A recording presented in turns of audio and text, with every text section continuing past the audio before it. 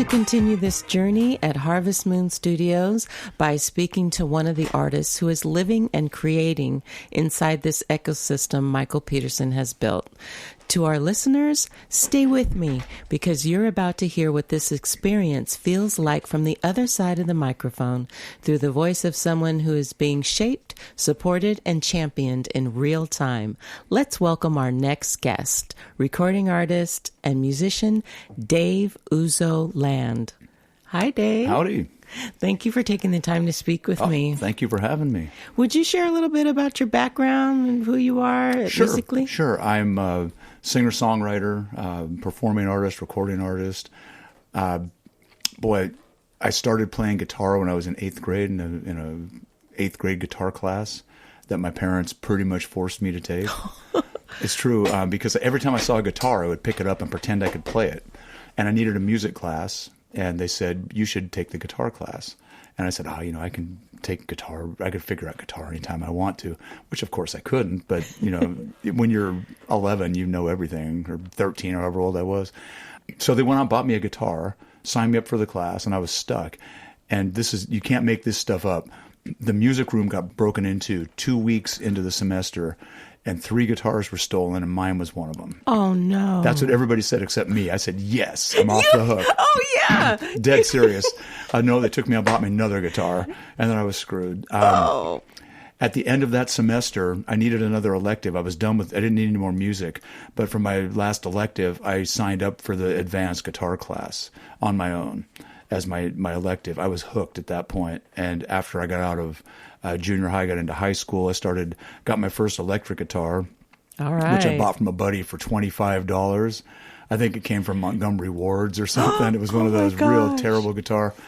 Eventually, I got into some better stuff and started playing with some people, and the rest is kind of my personal history. I just started performing in different bands with different people in different genres until I finally hit my thing. I eventually started playing in an oldies rock and roll band. Okay. And my brother was the drummer in that band, so we played together. It was pretty cool. And then, some years later, after that band kind of broke up, I continued playing solo for a long time before I hooked up with another band, and just kind of doing, figuring my way. And I didn't know exactly what I was going to do as far as my musical styling, but I was figuring that out. And I've kind of come on what I call now country-infused vintage rock and roll, is what I call it. And people ask me all the time, they say, well, so was that like the Allman Brothers? Or... The first person I thought of was Tanya Tucker. Yeah, well, there you go. That's closer. Yeah. But I get this rock. Allman Brothers 38 Special. I said, no, nothing like that. And so we'll describe you. And I said, okay, if you took the Rolling Stones and the Everly Brothers and Willie Nelson and Toby Keith and put them in a blender, that's me. Oh, thank you for that. That is so descriptive. So there it is. And I call it, like I said, country-infused vintage rock and roll. And I write my stuff in that same genre, the stuff that I'm writing and recording. And how long have you been writing your own music? I've been writing from early on, even in those early days in high school, I was writing. The songs weren't very good, but you know how that goes. Anytime you're doing something and you play it and you hear it and you listen to it, other people listen to it and give you pointers and whatnot, and you can't help but get better. Absolutely. Right. So I was never afraid to write stuff and just to throw it out there. And sometimes people like the songs, or sometimes I think they were just being nice. But some of the stuff, looking back on it, some of the stuff was actually kind of solid for the time. Other stuff was just terrible. Yeah. But it helped shape, the kind of stuff I wanted to do. And it helped me get better. And I've never been afraid to ask questions. So I figured if somebody, it's like you're playing sports almost, right? If you play with someone who's better than you, you can't help but get better. So anytime I saw somebody who was a better musician than I was, I would ask questions. And guitar players are a funny lot. And you hear these stories about how guitarists are always competing with each other. It's not so far from the truth. So I figured that if I ask a guitarist about something that he just played, I'm telling him that he's the dominant male in the room, right? Or the dominant whatever, because obviously he knows more than I do about this. And he's appreciating that you're listening. Oh, yeah. And he's appreciating that he's alpha, because I'm asking him for help. Yeah. Right. Sure. So, I've never run across somebody who didn't want to talk to me about questions that I had. So I've been asking, most of my life. I try to be a sponge and pick up all this stuff.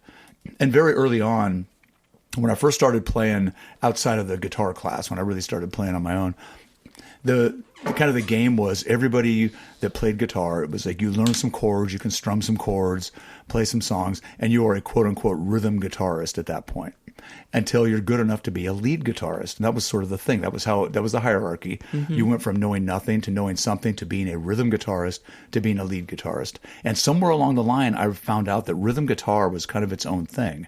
And it was completely different than lead guitar and sort of a dying art form. And I started listening to people that I really admired their playing. And I said, that's what I want to do. I want to be the best rhythm guitarist that I can be. And it's funny when I talk to people, say, well, yeah, I'm a rhythm guitarist too. It's like, you play around the campfire. That doesn't make you a rhythm guitarist, because it's actually a thing. And Sure. people don't realize that.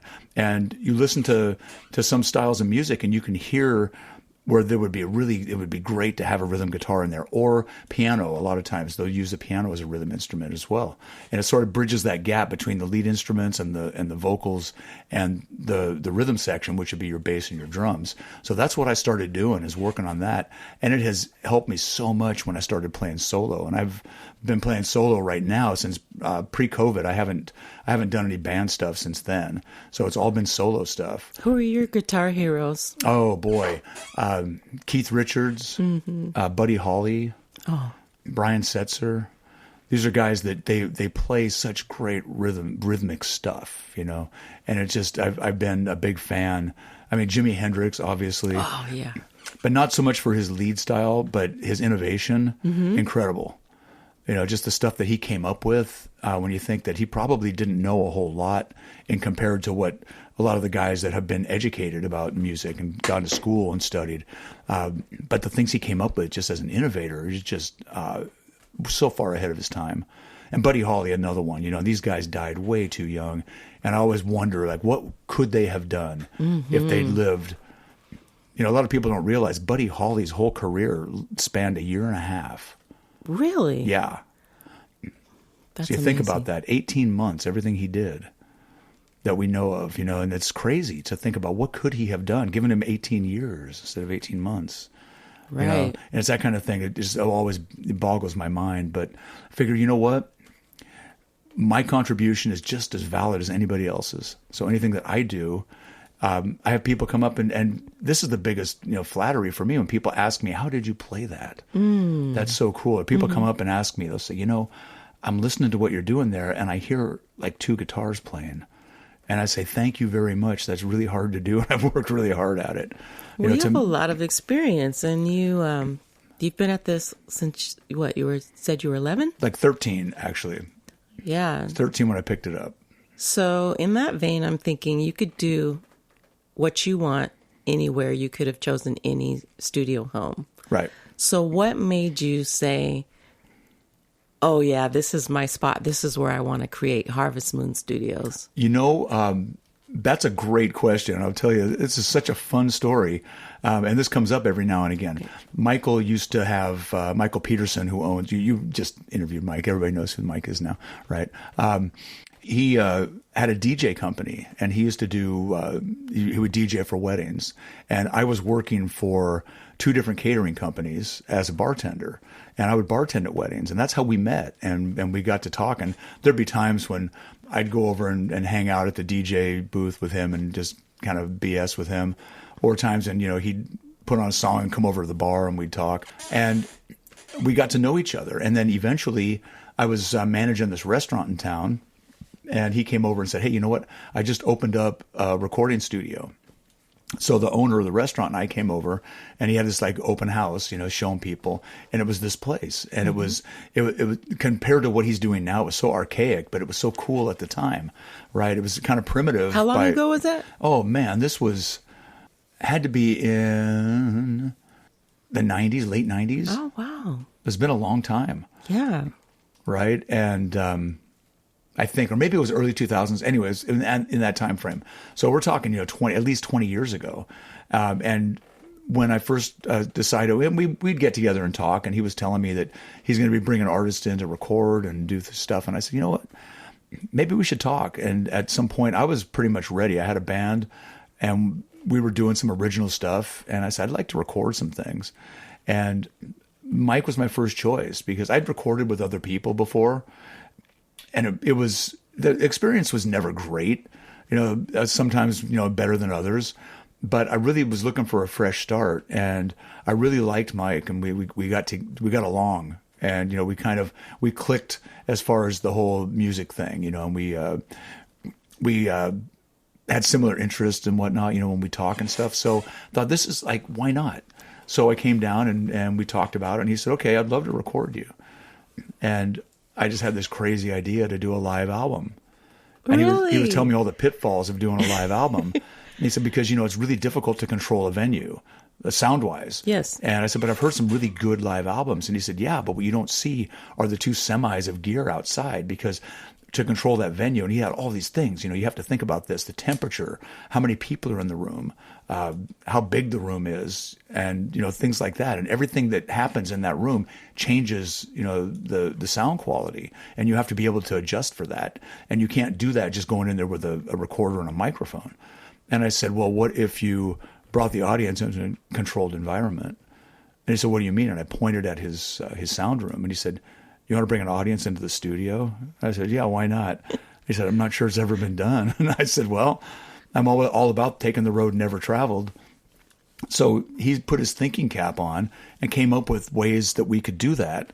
And with so many live mics in the room, it's really difficult to keep the bleed from happening between instruments and vocals and audience and the whole thing. And he figured out a way to baffle stuff, and we did it. And even today, I was talking with someone that we're doing a video project coming up, and she said, when I first heard the live album, I was blown away by the incredible sound quality. And that's all about Michael. He took my crazy idea and brought it to fruition. He made it a reality. And I thought, this is my guy at that point. So yeah, so I was sold after that. That was my first endeavor with Mike, and first thing, out of the gate, I said, I want to do a live album. What an ambitious! And he looked at me like I was crazy. Project. And it was good and bad because I came up with this crazy idea and it worked. So after that, I had some crazy ideas and he rolled with it, and they didn't work, but it was like, he thought, well, this guy's track record is not bad. His crazy ideas kind of, they pan out. That was the best one, was that live album. So after that, we started working more, and we've just developed this great relationship in the studio. And I love working with him. I will say that. He's 20 years later, I would have to agree. Yeah, the first one we did was actually the live album was in 2014. So we're 11 years later now, and we're working on another project right now. We've got 4 under our belt, and we're going to do another one. Should be out in 2026. This new one that we're doing. How many songs do you think will be on it? This one will be 6 songs. Okay. Doing a 6-song EP. Oh, okay. Yeah, I was going to do a full album, but I'm changing kind of the format of what I'm doing a little bit and scaling it back to where what I want to do is something like my acoustic stuff and just the way I write the songs and play them right now. I want to do that, but enhance it with bass and drums and some additional vocals. I don't want to have all the instrumentation that we've used in the past. I want to keep it kind of bare bones.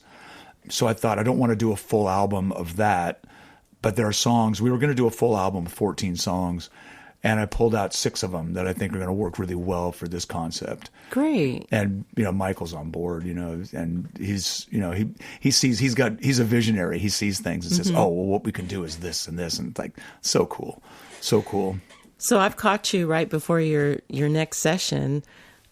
Before you begin your session today, what are you carrying with you emotionally, creatively, or spiritually as you step into this recording experience? You know what? Every time I walk in, I come in very optimistic. I feel like, for one, I just feel like there's nothing that can stop me. I come in and it's like, I feel like I'm walking into my home. I love that. It's my comfort zone. I get in here and I love it. And we have developed such a great relationship. And when we first started, it was difficult for me to take criticism about, my songs, because they're very personal when you write something. Absolutely. They're like your kids. Exactly. But once I got over that hurdle in my mind and started listening. There were a couple of times, and people have asked me, said, has he ever told you something that, was completely out of the realm of what you were thinking? It's absolutely.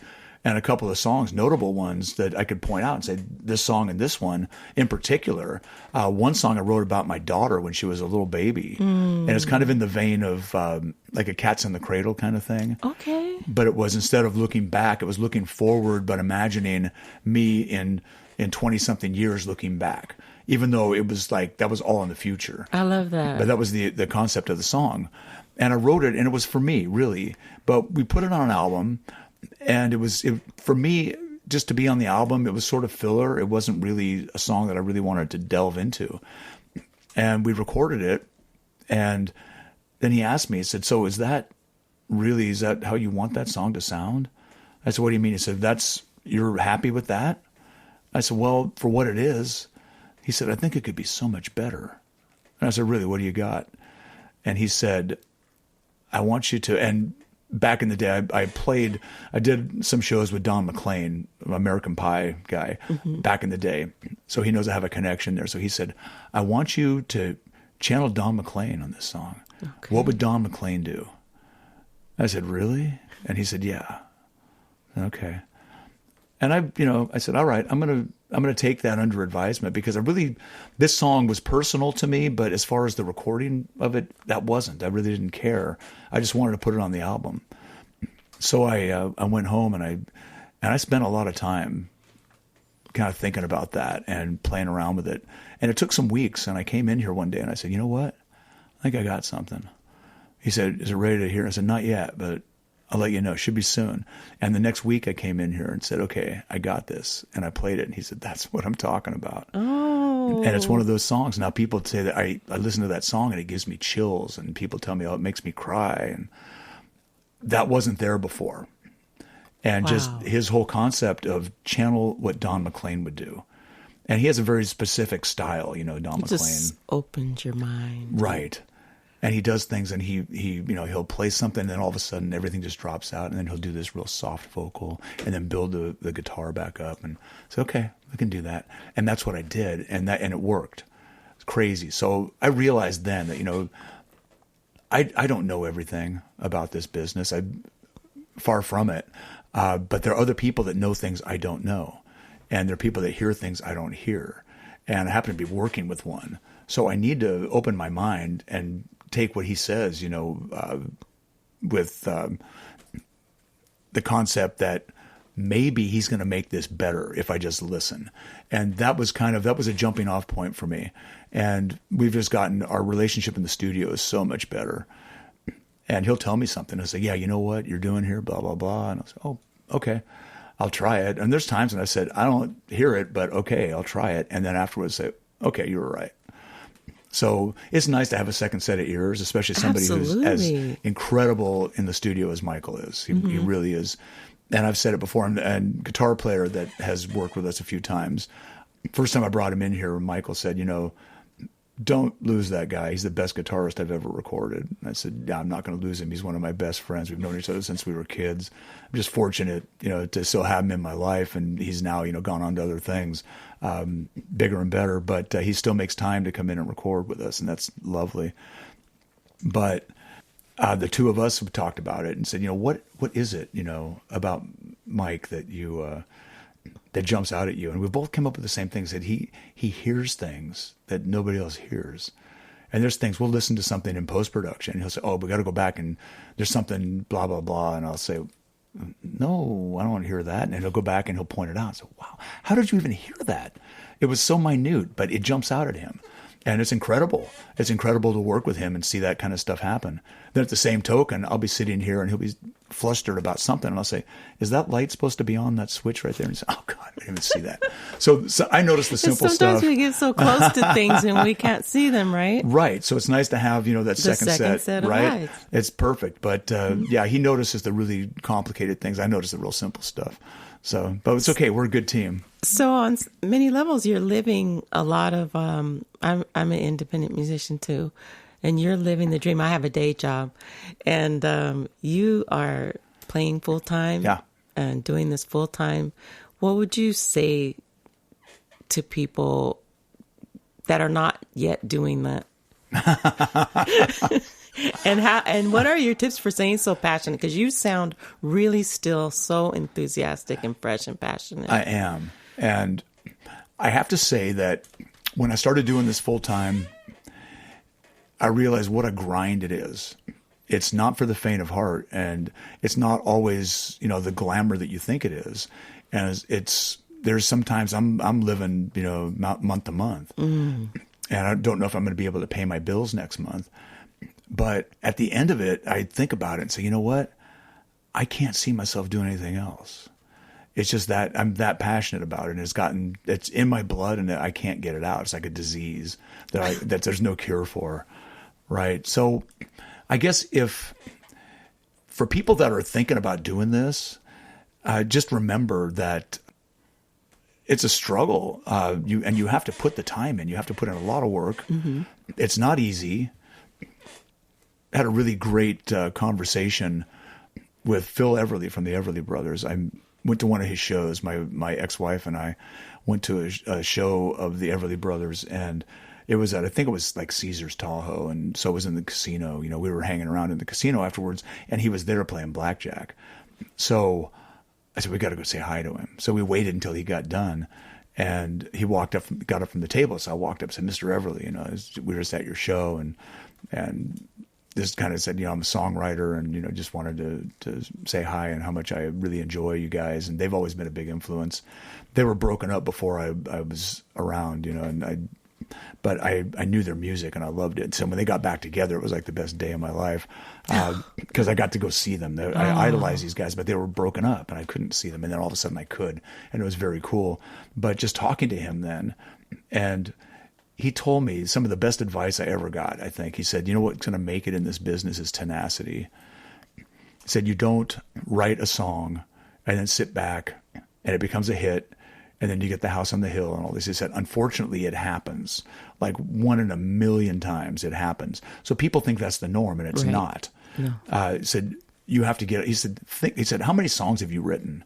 And I said, that I'm proud of? And he said, no, how many songs have you written? He said, let me ask you this. Have you written 100 songs? And I said, I don't know. Maybe. He said, if you've written 100 songs, I'm proud of you. If you haven't written 100 songs, write 100 songs. If you have, write 100 more. He said, think of all the songs that Gershwin did. He says, now imagine all the songs that Gershwin wrote that we never heard. And I was like, wow, that's profound. He said, yeah. He says, all the songs that he just didn't think were good enough. So, but he kept at it all the time, kept at it. So he said, that's what's going to make it in this business, is staying after it. And I never forgot that. And that's what I figured. I want to do this. So I'm going to stay after it. So through the good and the bad. And I've had some great times, and I've had some rough times. But at the end of the day, I figured this was my day. Whether it was a crappy day or a great day, it was my day. And I chose this. And that's a beautiful thing for me. I got to do this. I got to choose that I'm doing this. I know a lot of people that are doing jobs they hate, but they need the paycheck. And they're married to their job, or they're married to their mortgage. And I'm just not in that boat. I figure, you know what? I do what I love. And sometimes it's a struggle, and other times it's not. And I'm just, that's why I guess I'm so passionate about it, is because it's my thing. And I got to choose it. And I get to make people smile. I had somebody just the other day come up at one of my shows, and as he was leaving, he said, thank you for doing what you do. He said, you change people's lives. And I was like, that's the nicest thing I've heard all day. Thank you. He said, I'm serious. He said, people love you so much. And it's like, great. I'm like, that. Okay, I'm going to bring a tear to my eye. That's everything. Right? But it's nice when somebody, and that's not someone I don't even know, comes up and tells me that. That's pretty great. So if I'm making a difference in one person's life, it's not lost on me that I get to do this. It's pretty special, and I love it. So I guess to answer your question, if somebody is ready to do this, they've got to just go for it. None of this, do a little bit here, a little bit there. Don't kid yourself. It's like anything else. You want to be a great athlete. So you want to run marathons and you go out and run a mile once a month. You're not going to be running marathons anytime soon, right? It's the same kind of thing. I used to do a lot of guitar lessons back in the day. I owned a music store and used to do some guitar lessons. And that was the thing. The students, the ones that tell me, oh, I want to be this, I want to, be on the big stage and all that. But their parents say they don't practice. And so, well, then you're not going to get there. Then I have other parents say, I have to threaten them to get them to put the guitar down. Yeah. Right? Because it's like, you've got to do your homework or you've got to come eat dinner, but they won't put the guitar down. Those are the ones that are going to be something someday because they're so passionate about it at a young age and they're just into it. And I love that. But there's others that, and I think music is probably its own worst enemy because of things like MTV and VH1. And I miss MTV. Right? But you know what? When people would watch these videos, it looks like it's so simple. Yes. And I guess it is because these guys have put in 10,000 hours to make it look simple. Exactly. But people think I can pick up a guitar and play anytime. The reason it looks so easy is the hundreds and thousands of hours they spent getting it right. It's like Joe Montana didn't wake up one morning and say, you know what I think I'm going to do this year? I'm going to play some football, win the Super Bowl. Didn't happen. No. Had a long, distinguished career. He had a career before college that none of us knew about. Right. And he was passionate about it all the time. Right. And we drill it until it becomes muscle memory. Exactly. And they're so good at it because they put so much time and energy and effort into it. And it's worth it. It is. And it's the same thing with music. But nobody looks at an athlete and says, oh, this is simple. But they look at musicians and say, oh, how hard could it be? Yeah. Yeah. So that's the thing. So if somebody is really interested in getting into this, you've got to realize that there's a big commitment. And you'll spend, hours a day sometimes practicing. And if you don't, you're not going to get to that level where you want to be. And that's the thing. If you really are serious about it, be serious about the commitment that it's going to take. Well, Dave, Ouzo Land, yes, ma'am. I really appreciate talking to you, and I'm sure you've inspired some of our listeners. I hope so. If I inspired one person, it was a good day. Hey, I'm going to get Michael to maybe play one of your songs if you don't mind. Oh, absolutely. Will you want to pick the song? Oh, boy. Tell us what we're going to hear. You know what? Let's do. There's a song that Michael is really, really very fond of. Okay. And it's a great story. A lot of my songs have personal connections, and this particular one, I basically created a story and then wrote a song about it. And it was about a guy. I'm driving to a gig, and I'm down on Highway 580 in Livermore, California, and I'm driving along, and there's two bikers next to me. And they were dressed, they were like the stereotypical bikers. They had the vests on and the cool helmets and the cool shades, and they were, tattoos and the whole thing. And I thought, all these people on the road, how many people wish they could be those guys for a day? Like this guy right here with the big furry vest, looks like something, right out of a movie. How many people driving here on their way to somewhere they don't want to be wish they could be that guy? Just trade places for a day. Because of, the bikers, I'm thinking about it and said, they're kind of like the modern day cowboys. They live life on their terms, right? And people admire that because of the freedom. But at the end of it, it's like, oh, I don't want to do it all the time. Right. But I would love to do it just for a day. I would love to switch places with that guy. So I was on my way to this gig, and by the time I got to the gig, I'd pretty much written the lyrics for the song. It just kind of flowed, but I created a story about this guy. And said, okay, so he's the modern day cowboy, so that motorcycle is his horse. All right. So I wrote a song called I Wish I Had a Horse. Okay. And it's kind of a metaphor about just wishing you could be in someone else's shoes just for a minute, just to feel the freedom that they feel. And there's constraints, of course, when you do that, right? And people don't want to do it because there's things that, aren't so romantic about it, but other things really are. Yeah. And that's the thing. So the song's called I Wish I Had a Horse. I wish I had a horse. I'd be the king of the range, baby, just like that. I wish I had a horse. Or I could saddle up and ride at the drop of a hat. I wish I had a horse.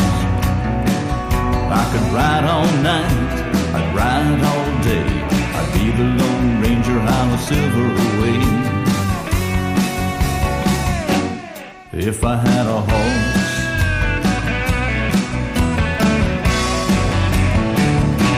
I wish I had a gun.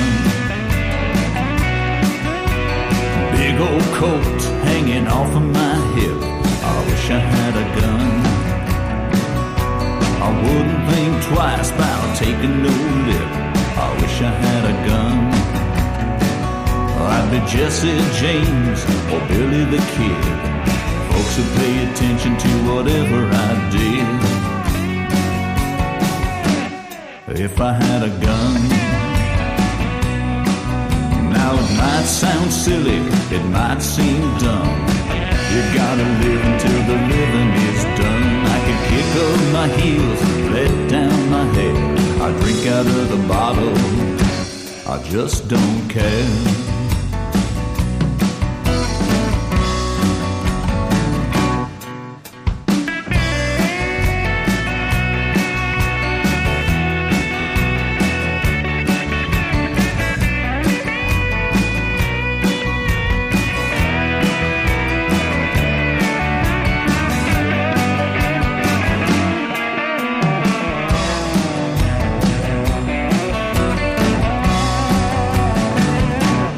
Wish I had a truck. Four-wheel drive's gonna set me free. I wish I had a truck. Nobody's gonna build a fence around me. I wish I had a truck. I could get out of Dodge before the light turns red. Everything I own right there in the bed. If I had a truck, I'd fill it up at the break of day with a case of tequila. I'd be on my way with my old guitar and a big old gun, bottle of Ouzo. Gonna have me some fun. And beer, you gotta have beer. And a horse.